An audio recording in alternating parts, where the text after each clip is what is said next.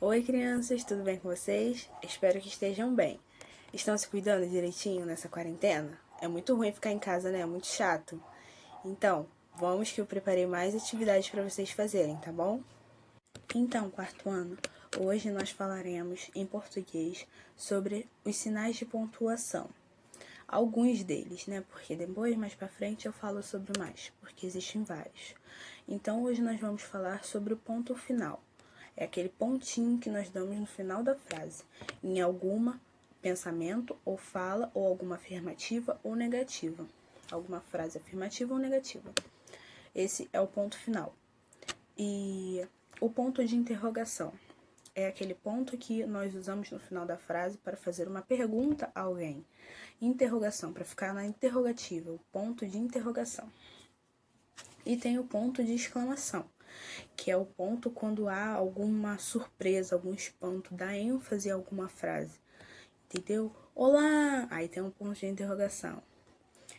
Alguma alegria, alguma admiração, surpresa, dor também. Então é sempre demonstrando algum sentimento. Hoje nós falaremos sobre esses 3 pontos, esses 3 sinais.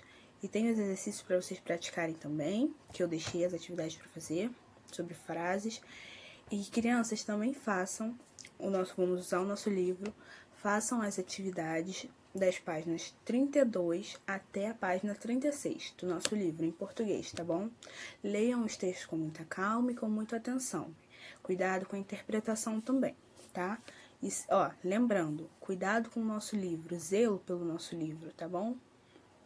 E em matemática também nós falaremos sobre expressões numéricas com a multiplicação. Nós falamos da adição, da subtração e as expressões numéricas com adição e subtração. Hoje nós vamos incluir a multiplicação, foi o que nós aprendemos sobre a multiplicação.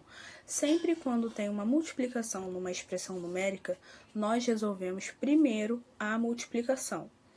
E também, se tiver em parênteses, nós resolvemos o que está dentro do parênteses, independente da operação. O que está dentro do parênteses sempre se resolve primeiro e depois a multiplicação. E depois, para o final, a adição ou a subtração. Eu vou mostrar na folhinha como faz os 2 exemplos, tá bom? Então, nós temos aqui essa continha aqui, expressões numéricas, multiplicação, adição e subtração. Nós temos 6 mais 2 vezes 8 menos 4. Nós fazemos a multiplicação primeiro, como eu falei. Repete tudo que está antes ou depois. Resolve a multiplicação. 2 vezes 8, 16. E repete, menos 4. Agora ficou só adição e subtração. Vocês decidem se querem começar por aqui ou por aqui. Eu vou começar por aqui. 6 mais 16 dá 22. Repete, menos 4. 22 menos 4, 18. E é assim que nós resolvemos a expressão com multiplicação. Agora vamos ver com parênteses. Olha aqui, temos dentro do parênteses 5 vezes 2 mais 5. Fecha parênteses, mais 4 vezes 6. Então, vamos resolver o que está dentro do parênteses primeiro. 5 vezes 2, 10. Repete a adição, mais 5. Continua dentro do parênteses, que ainda não acabou, porque resolveu só a multiplicação. Repete o que está fora. Mas, vocês já podem resolver isso aqui primeiro também. Se quiser fazer direto, ou se quiser repetir, também pode.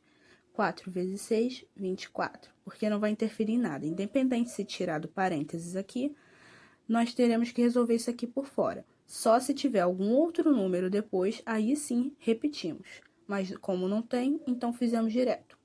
10 mais 5, 15. Aí, acabou esse cálculo, já sai o parênteses, entenderam?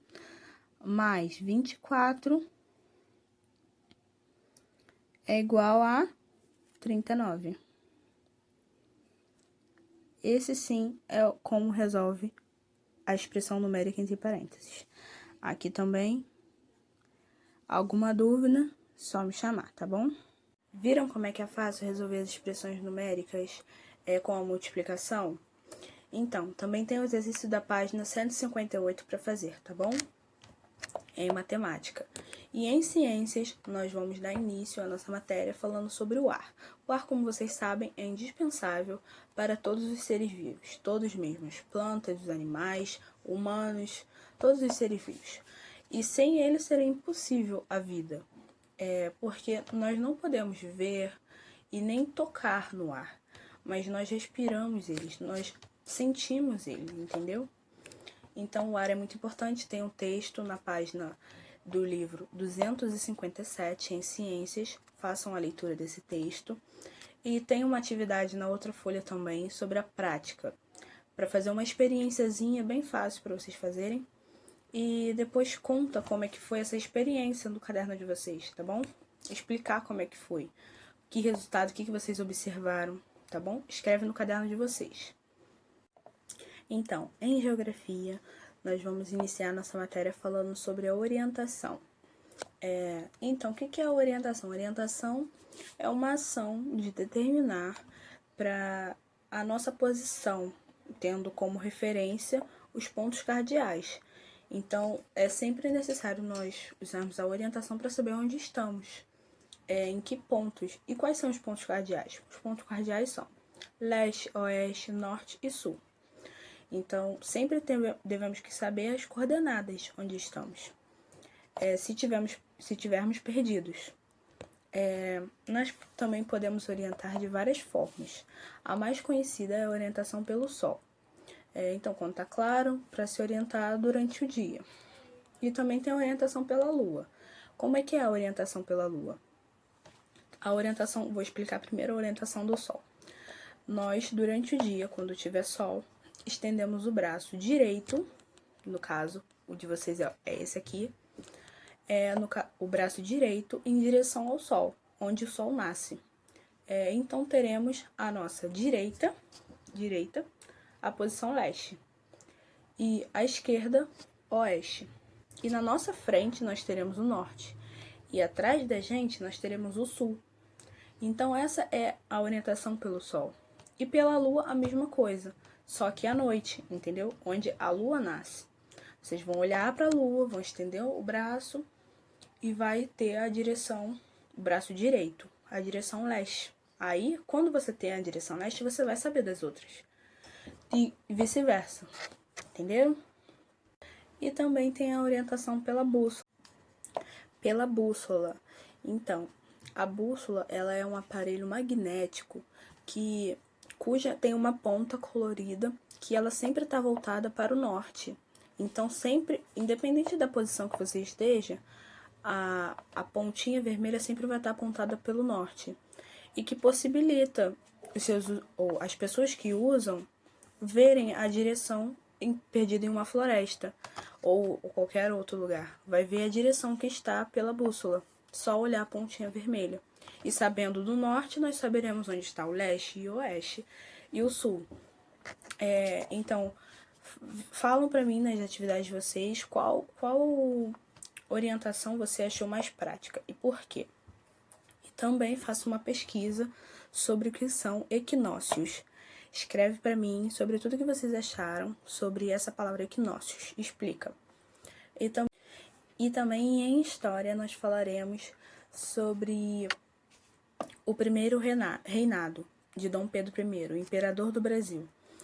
Mas antes eu quero que vocês façam a leitura do texto, do Aprendendo um pouco mais, sobre o texto A História em Constante Construção, que é a continuação, um pouquinho da continuação da independência do Brasil. Porque sempre manteve a construção, foi constante a construção do nosso país, nunca parou. E é a página 391. Respondam às atividades que estão embaixo sobre esse texto, aprendendo um pouco mais. E vamos dar continuidade ao primeiro reinado, da nossa unidade 2, a página 392. Que o Dom Pedro I, depois da proclamação da independência, ele recebeu esse título, ele foi coroado Dom Pedro I, o imperador do Brasil. E os primeiros anos após a independência do Brasil foram muito difíceis, porque por causa de politicamente, economicamente, ocorreram muitas revoltas, porque também tinha gente que não aceitava a independência do Brasil. Tinha gente que se revoltava com isso. E outros países também não aceitavam o Brasil ser um país autônomo. Então, houve muitas políticas, brigas sobre políticas. Ah, o Brasil vai ser independente mesmo, não sei o quê. Então, muitas pessoas se revoltaram contra isso, não aceitavam. E assim foi o primeiro reinado de Dom Pedro I, com muitas questões econômicas e sociais, problemas agravados também pela autoridade de Dom Pedro I. E foi com isso que ele abdicou o trono, mas durou 9 anos também, esse reinado dele, após ele assumir. Então foi isso, o primeiro reinado de Dom Pedro I. Façam as atividades também, que eu preparei para vocês. Eu deixei aí na página, mas essa página do livro é só para fazer leitura, tá bom? Gente, mais uma vez, só lembrando, cuidado com o nosso livro didático é essencial, tá bom? Muito cuidado. Então, essas são as nossas atividades de hoje. Eu agradeço a todos os pais que estão dedicando esse tempo, essas atividades com as nossas crianças, esses estudos. Eu espero que eu esteja ajudando nessas atividades, tá bom? Complementares, que logo logo nós vamos voltar para aprender, para a escola. Eu sei que é ruim ficar em casa, mas não podemos ficar parados, não é mesmo? Então, se dediquem e ó, eu sei que vocês conseguem.